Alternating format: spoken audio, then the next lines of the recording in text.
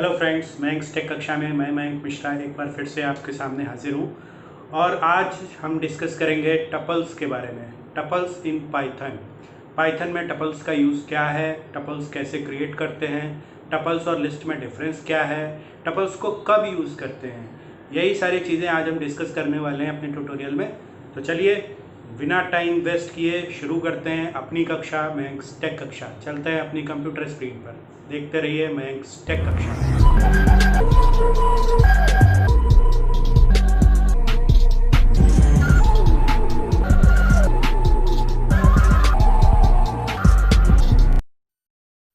आज के टॉपिक में हम कवर करेंगे create tuples, basic methods on tuples, when to use tuples.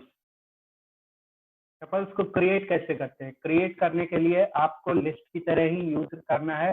Just difference ये है, लिस्ट में आप स्क्वायर ब्रैकेट का यूज करते थे, यहाँ पर आप पैरेंथेसिस का यूज करेंगे। बाकी एलिमेंट्स को सेपरेट करने के लिए कॉमा का यूज करेंगे और कोई भी डेटा टाइप आप इस टपल्स के अंदर इंसर्ट करा सकते हैं। ठीक है, तो टपल्स क्रिएट करने के लिए एक वेरिएबल नेम ले लिया, टीपी असाइनमेंट ऑपरेटर लगाया और पैरेंथेसिस के अंदर वो एलिमेंट्स लिख दिए जो हमें टपल्स में असाइन करना है। इसका एग्जांपल चेक करते हैं।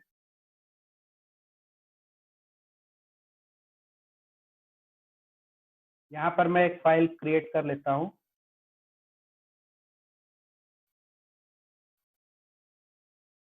टपल्स इन पाइथन, ये एक फाइल मैंने क्रिएट कर ली है।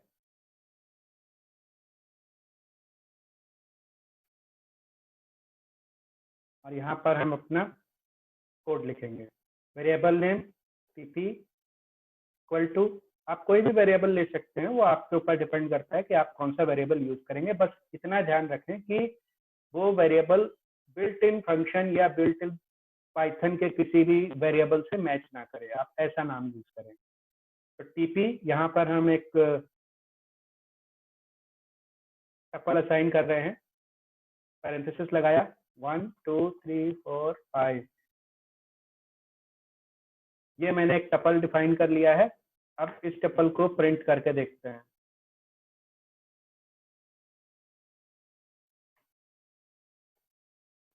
प्रिंट टीपी, ये हमारा टपल प्रिंट हो गया है। आप चाहें तो इसमें कुछ और भी ऐड कर सकते हैं, मतलब आप दूसरा डेटा टाइप भी साथ में यूज कर सकते हैं।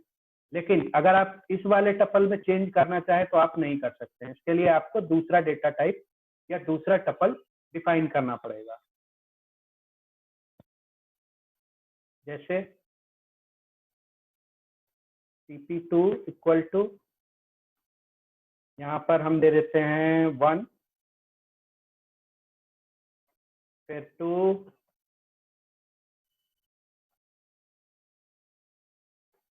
फिर 3,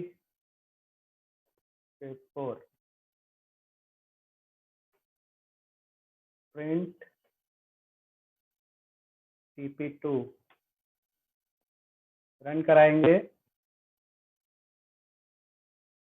तो ये हमारा एंटर हो गया टपल। लेकिन अब अगर आप इस टपल में कुछ भी चेंज करना चाहें, जैसे मान लीजिए हम ऊपर वाले की बात करते हैं, इस वाले टपल की बात करते हैं, इसमें अगर मैं कुछ भी चेंज करना चाहूँ, मतलब मैं चाहता हूँ कि यहाँ पर स्ट्रिंग इंसर्ट करा दी जाए, तो प्रिंट, अभी आप देखिएगा क्या होता है, टीपी डॉट अपेंड, और यहाँ पर मैं इंसर्ट कराना चाहता हूँ 6। ठीक है, बट ये नहीं होगा।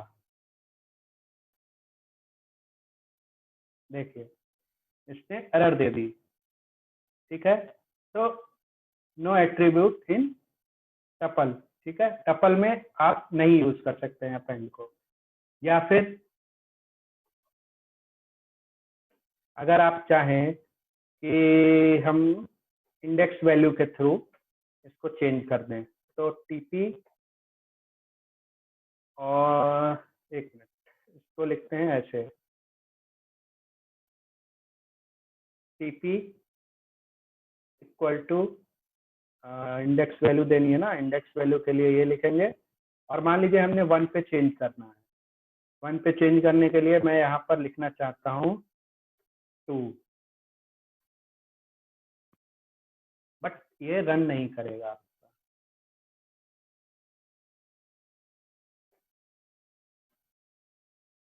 ये रन नहीं करेगा, एरर देगा, प्रिंट टीपी।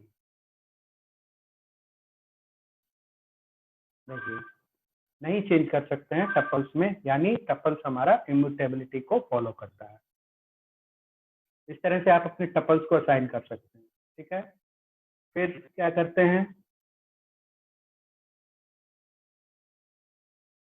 टपल्स में आप सिर्फ 2 मेथड अप्लाई कर सकते हैं। एक, या तो आप उसका इंडेक्स देकर के चेक कर सकते हैं कि किस इंडेक्स पे आपका कौन सी वैल्यू है, या आप उस इंडेक्स की काउंटिंग कर सकते हैं कि उस एलिमेंट की काउंटिंग कर सकते हैं कि वो आपके टपल में कितने बार आया हुआ। जैसे कि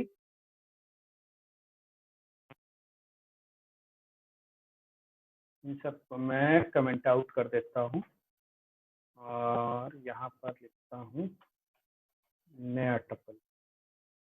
मान लीजिए मैं लिखता हूँ TP1 इक्वल टू, यहाँ मैंने लिखा 1 1 1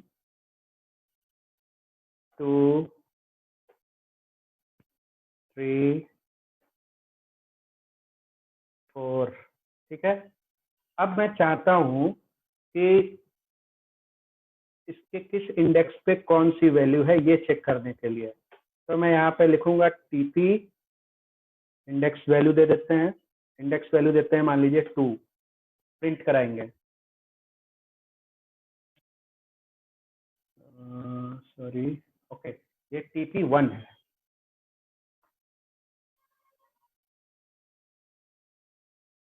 ठीक है। यहाँ पर आपको इसने इंडेक्स 2 पे जो वैल्यू है वो दे दी है, ठीक है। इंडेक्स 2 पे क्या है, 0 1 2, 2 पे भी 1 है। अगर मैं यहाँ पर कर दूं 0 1 2 3 4, अगर मैं यहाँ पर कर दूं 4, तो ये हमें 4 पे जो वैल्यू है उसको शो करा देगा। देखो ये आ गया, ठीक है। अब अगर मान लीजिए मैं काउंटिंग करना चाहूँ, तो काउंट के लिए आप क्या करोगे, काउंट के लिए आप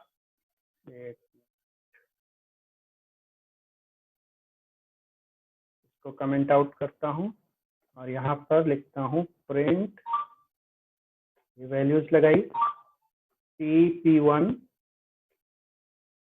डॉट काउंट।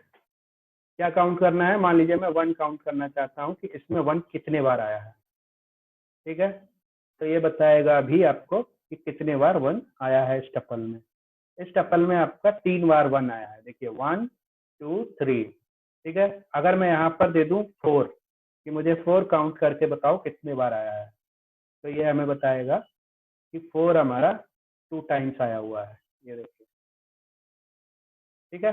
तो ये 2 ही मेथड्स आप टपल्स में अप्लाई कर सकते हैं, इसके अलावा कोई भी मेथड्स आप टपल में अप्लाई नहीं कर सकते हैं। हाँ, अगर आप चाहें कि आपके टपल की लेंथ क्या है, अगर आपको लेंथ पता करनी है तो आप पता कर सकते हैं, जैसे कि प्रिंट TP1 डॉट लेंथ,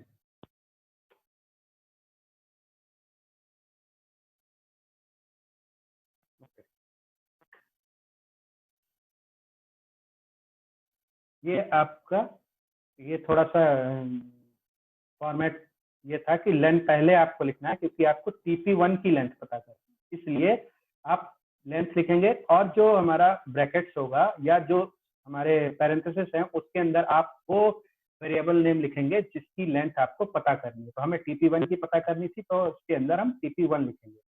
फिर यहाँ पर आप देख सकते हैं 7, यानी हमारे इस टपल की लेंथ जो है वो 7 है। देखते हैं 1 2 3 4 5 6 और 7, तो यहाँ पे हमें इसने लेंथ बता दी 7।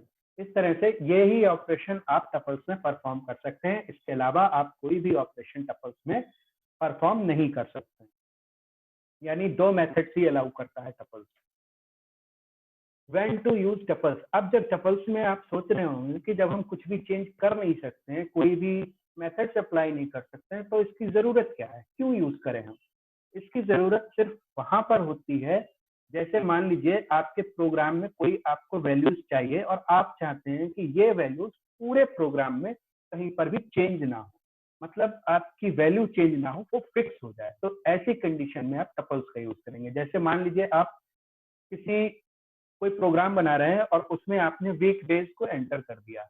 अब वीक डेज तो फिक्स है, वो तो चेंज हो नहीं सकते, तो वो चेंज नहीं होंगे, इसलिए उनको हम टपल्स में डाल देते हैं कि ये तो चेंज होने वाले नहीं है और ये चेंज होना भी नहीं चाहिए।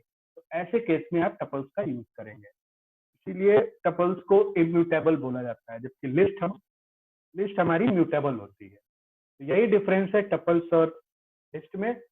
आज के टॉपिक में टपल्स कंप्लीट करके नेक्स्ट टॉपिक में हम पढ़ेंगे सेट्स और बुलियंस।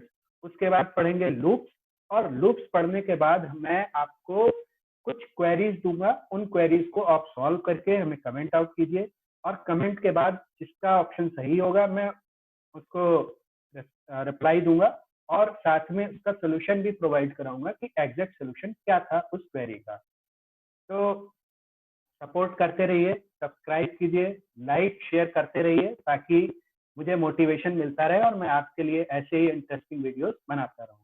तब तक के लिए थैंक यू, धन्यवाद।